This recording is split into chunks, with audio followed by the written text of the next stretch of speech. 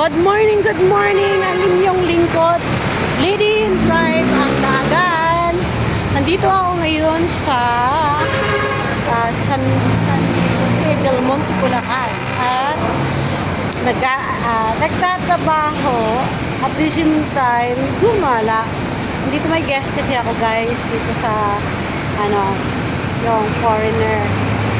At wife niya foreigner, yung asawa niya Pilipino.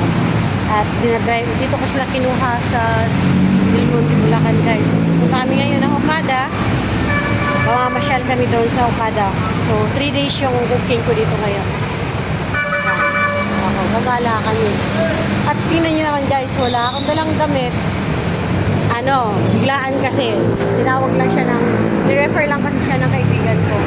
Biglaan kayo. Yun, bumili na lang ako. Bumili na lang ako ng damit guys. Yan. Grabe, pagpunta namin dito guys, grabe ang traffic. Kaya hopefully ngayon hindi traffic. Okay, let's go in Manila guys. Bye!